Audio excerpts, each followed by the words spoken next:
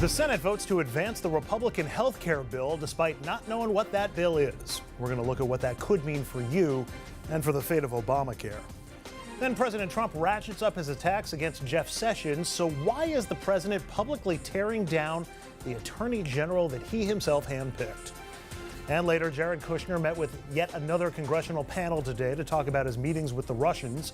We're going to look at what's going on behind closed doors and what's next in the Russia investigation. Good evening and welcome to RFL. I'm Andrew Whitman, in tonight for Richard French. The latest chapter in the slow-motion showdown over health care playing out today on the Senate floor.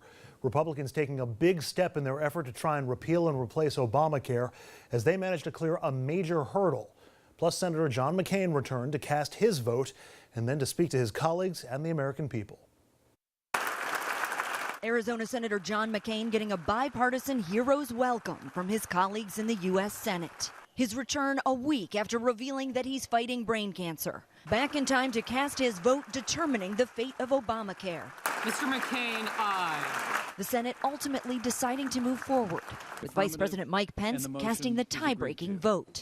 They now move on to debate the repeal and possible replacement of President Obama's signature health care law. The most recent ABC Washington Post poll shows Americans prefer Obamacare to a GOP replacement 2-1. All we've managed to do is make more popular a policy that wasn't very popular when we started trying to get rid of it.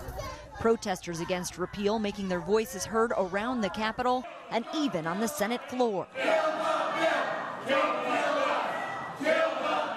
A vote in favor of the motion to proceed will mean deep cuts to Medicaid, maybe even deeper than in the House bill. It will mean people with pre-existing conditions will be left high and dry.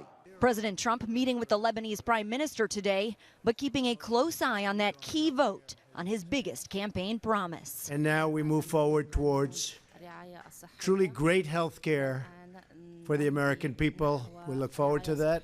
This was a big step.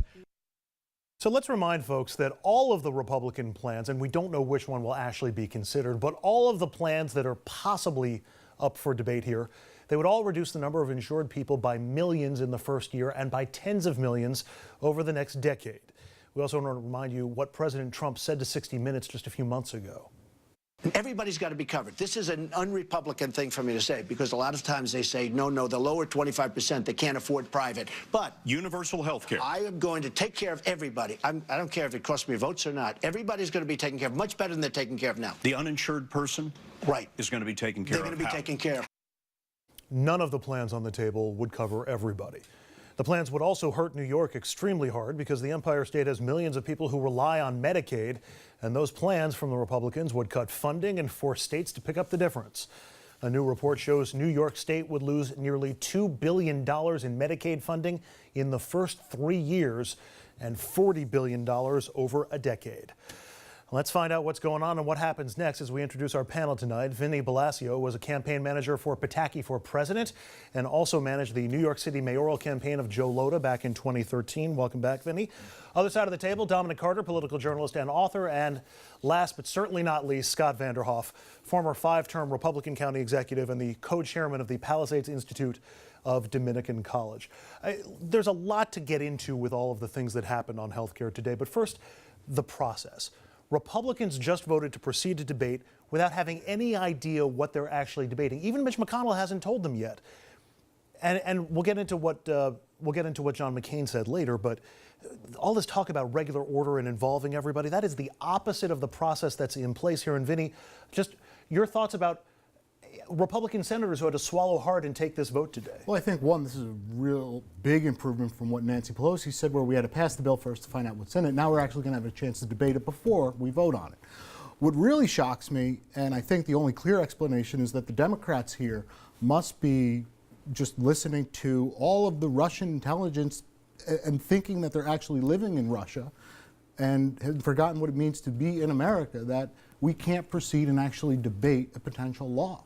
I mean, the fact that you had 48 Democratic senators say that they don't want to proceed to debate on an issue that's of great importance to the American people, I think is absolutely outrageous.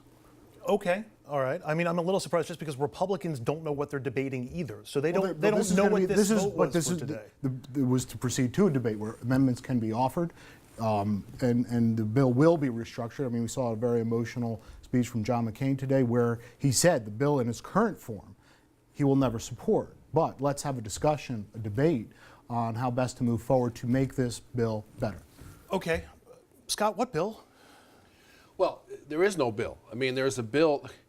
One has to understand that this was simply a motion to proceed, okay, with the understanding that amendments would be made by anybody, including Democrats and Republicans, that the amendments would have to then be voted on, which means that they've got 2 or 3 different kinds of bills, number one. Number two, this is highly unusual. This is not the way business is done. Normally you have hearings, except for Pelosi, who you're exactly right, with the Democrats. But just to finish the thought. There were lots of hearings on Obamacare. Yeah, but not on the final bill, the bill that was finally, which by the way is the same potential here, where you have this fog of war kind of situation where no one knows what in tarnation they've passed. And the question becomes, is anything going to pass of all the various options? And that includes repeal completely, repeal and replace with something, or the skinny. Yeah, and let me explain to folks what that skinny is, because this is the big rumor that was going around today, that they would do sort of a mini repeal. The Republicans would vote to repeal 3 or 4 smaller parts of Obamacare, maybe repeal the individual mandate or repeal some of the taxes and leave it there, leave the rest of the bill in place. The bill would then go to something called a conference committee. Anything that passes the Senate that's not exactly the same as something that passes the House, they have to have a big meeting, and the House and the Senate iron out their differences. So in this case, you would have the Senate that passed very little, the House that passed that big bill a few months ago, and really the final version of this thing, Dominic, would get figured out in this conference committee, and in all likelihood, again, away from the prying eyes of the public. It is my contention, Andrew, that all this amounted to today is scaring the American people. We saw in the piece by a 2-to-1 margin, and McCain said it himself, that all Republicans have done is made Obamacare popular. So no matter where you stood on Obamacare, Republicans have shot themselves in the foot the way they've handled it in Washington. So all this did was, and you know, it's no great victory.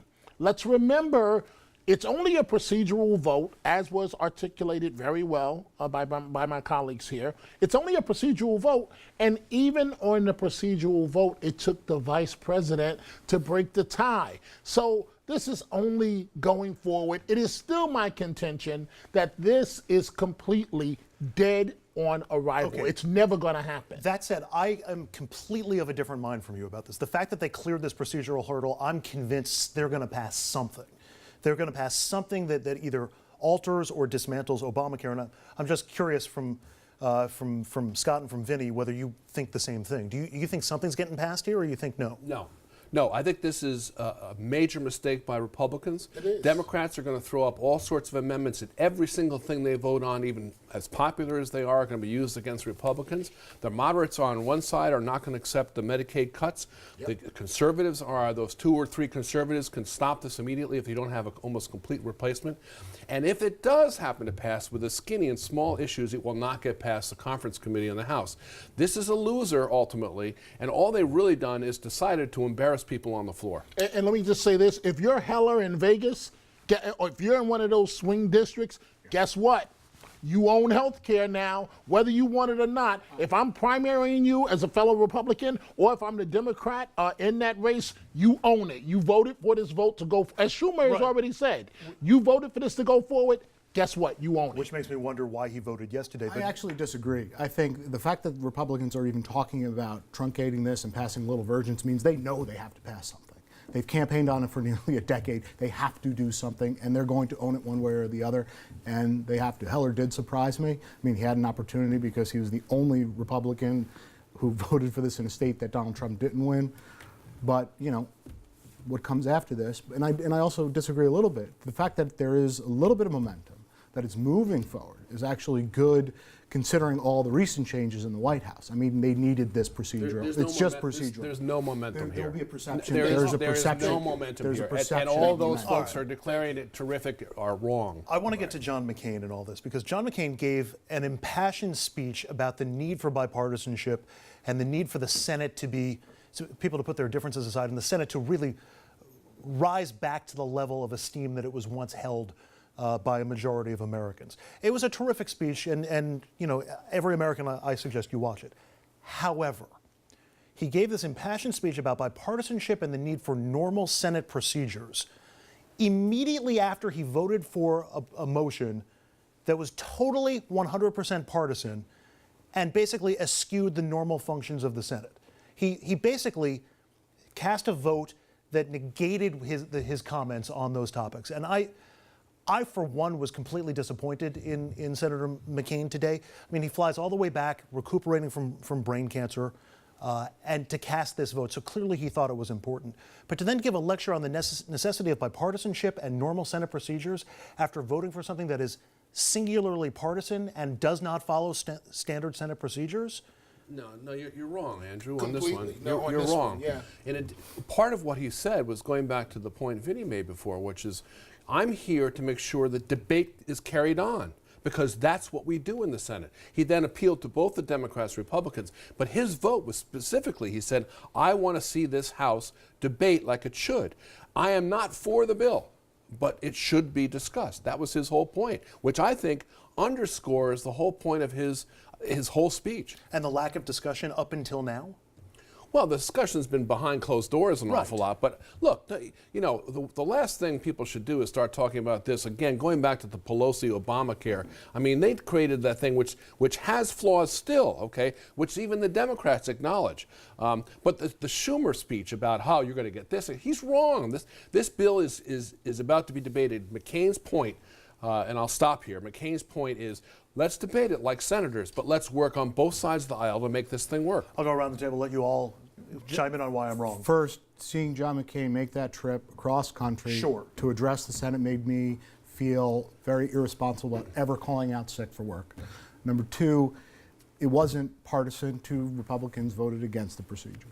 But he's speaking to the American people. This is not, and to his colleagues, but I think in that is asking us to elevate ourselves, recognizing the frustrations of the American people you're the Senate, you're the deliberative body, deliberate and pass something that works for the majority of Americans. Dominic?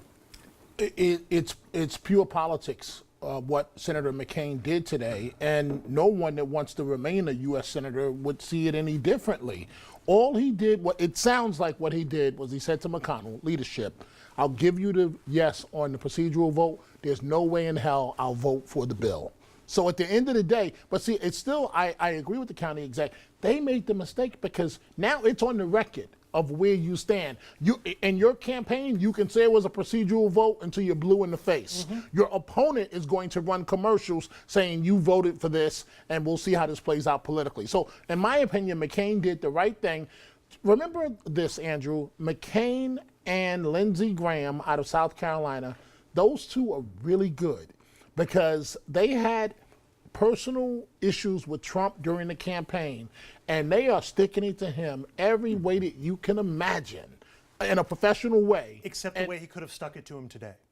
No. Yeah. Okay, but then what do you do with McConnell? Your boy, who's been around for years. You're gonna mess up McConnell? Then you lose that vote and you move on. And maybe John McCain just did the right thing. Maybe, and or maybe he did, or maybe he did entirely the wrong thing. We'll take a break. Up next, President Trump turning up the heat on Attorney General Jeff Sessions. We're going to discuss why he's treating one of his first and most loyal supporters like anything but.